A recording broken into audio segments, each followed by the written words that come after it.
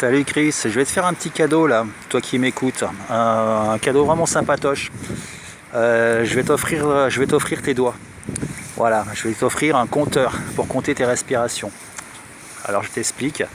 Tu as la main comme ça. Donc quand tu fais une respiration carrée, quand tu marches, tu inspires sur 4, tu retiens sur 4, tu expires sur 4, tu retiens sur 4. Tu inspires sur 4, tu retiens sur 4, tu expires sur 4 et tu retiens sur 4. Tu inspires sur 4, tu retiens sur 4, tu expires sur 4, tu retiens sur 4. Voilà, donc ça c'est dans le cas où tu le fais sur 4 temps, mais de toute façon, la respiration elle est toujours sur 4 temps. Après, c'est à toi de les définir, tu peux dire 3, tu peux dire 4, tu peux dire 5, tu peux dire 2, tu peux dire 1. C'est selon que ça reste confortable pour toi. C'est quelque chose qui doit pas stresser ta respiration doit pas être stressée, ton organisme doit pas être essoufflé et tout ça. Donc voilà, ça c'est le premier exercice de comptage. Ensuite, il faut savoir qu'en yoga, c'est toujours sur des cycles de 12. Et moi je trouve que le fait de compter sur des cycles de 12, c'est plutôt sympathique et c'est plutôt intéressant. C'est une habitude à prendre en fait. Donc toujours pareil, on prend la main. Alors je me mets à côté d'une source lumineuse. Voilà, alors ça fait 1, 2, 3, 4, 5, 6, 7, 8, 9, 10, 11 et 12. Et 1, 2, 3, 4, 5, 6, 7, 8, 9, 10, 11 et 12. Tu comprends le truc. 1, 2, 3, 4, 5, 6, 7, 8, 9, 10, 11 et 12. Alors, je le fais avec la main gauche. Parce qu'avec la main droite, je tiens le téléphone. Bon, c'est une excuse à la con. J'ai juste pas envie qu'on voie ma main droite. Donc ça, c'est vraiment utile quand tu vas, par exemple, compter tes expires. Quand tu marches ou quand tu fais des cycles de respiration pendant que tu marches, ou alors même pendant que tu es en train de faire des séries d'abdos, tu n'es pas obligé de compter combien tu en fais.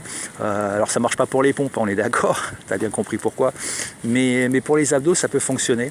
Ça te permet de libérer un petit peu ton mental, même si c'est sympa de pouvoir compter en même temps, mais tout le monde n'y arrive pas. Et en l'occurrence, moi j'avais vraiment du mal, j'ai toujours un petit peu du mal à me concentrer. C'est mon côté hyperactif. Donc voilà, c'est un petit compteur. Voilà, c'est juste. En général, c'est utilisé pour compter les souffles. C'est utilisé pour compter les cycles respiratoires. Alors sur 12, par exemple sur Nadi Sodhana, l'exercice de la respiration alternée où tu inspires par la narine, tu inspires par la narine gauche, tu expires par la narine droite, tu inspires par la narine droite et tu expires par la narine gauche. Enfin, tu vois ce petit truc là. Et donc ça te permet de tenir un décompte et ça te permet de fixer une certaine concentration. Parce qu'au début de la journée, par exemple, quand tu sors de chez toi, un peu comme une balle du canon du fusil, avec rien dans le ventre, et puis un café, et puis ça se trouve une cigarette ou deux. L'important c'est que les premières choses de la journée que tu fasses, ça soit une espèce de fixation de la concentration, de manière à ce que tout au long de la journée, ton esprit demeure concentré, un minimum, parce qu'il faut être quand même conscient des réalités. Voilà, ça dépend où on vit, ça dépend le niveau de stress auquel on est soumis, mais voilà, il faut être réaliste. Et le fait de, par exemple, de pouvoir compter, tu dis, par exemple, je vais faire cet exercice-là sur une main, sur deux mains. Moi, je sais qu'à un moment donné, je comptais, par exemple, il me fallait 5 mains de juste inspire-expire. J'inspirais sur 3, j'expirais sur 3, j'inspirais sur 3, j'expirais sur 3. Et je comptais en même temps avec ma main. Et puis au bout de 3 ou 4 mains, j'avais la concentration plus affûtée pour pouvoir complexifier l'exercice et basculer d'un côté et de l'autre côté, à droite inspire, à gauche expire, à droite, enfin bon, toi tu m'as compris. C'est un petit peu embrouillé parce que je suis pas très concentré sur ce que je dis, étant donné que je marche en même temps et que j'attrape les idées un petit peu au vent comme ça. Mais donc voilà, ce qu'il faut retenir, c'est que tu as dans la main un bel outil qui te permet éventuellement, au lieu de sortir ton téléphone portable pour scroller, pour voir un petit peu où en est le monde, tu peux juste avec ta main faire quelques respirations carrées, parce que elles sont vraiment très apaisantes, elles sont anti-angoisse, elles sont antidépressives, cette respiration carrée elle est vraiment très très puissante. J'ai longtemps expérimenté la respiration alternée, qui est pas trop mal, mais le fait de faire des rétentions, ça change vraiment tout, quoi. Ça te met de l'énergie, ça rajoute de l'énergie ça te rajoute de l'énergie et ça te, comment dire, ça équilibre tout en fait. Et tu as un accès plus rapide au corps de l'énergie, voilà, tout ça. Puis après, c'est à toi d'expérimenter, mais c'est le genre d'exercice à faire et à refaire tout le temps au cours de la journée, dès que tu as un petit moment de libre, et tu vas t'apercevoir que c'est tellement nourrissant que très vite, je dis bien, tu vas commencer à lâcher des addictions, notamment peut-être la cigarette. Ça va peut-être commencer à t'écœurer un peu. Peut-être que voilà, tu vas te poser une vraie question sur ta consommation de drogue, peut-être, d'alcool aussi. Parce que quand on fait cet exercice, je me suis rendu compte qu'on sollicitait le circuit de récompense. Et le circuit de récompense, c'est ce qu'on sollicite quand on prend des substances qui ne sont pas bonnes pour le corps, quoi. Voilà. Notamment des sucres et tout ça. Alors je ne dis pas que je ne prends plus de sucre, ça reste encore une addiction très forte, mais c'est localisé, en fait j'en prends pas pendant la journée et j'en prends un peu le soir sous forme de chocolat, quoi. Voilà.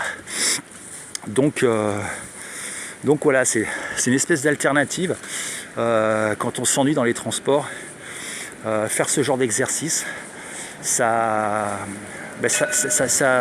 induit un vrai tonus au niveau physiologique, au niveau psychologique. Moi je t'encourage vraiment à essayer, quoi. Enfin je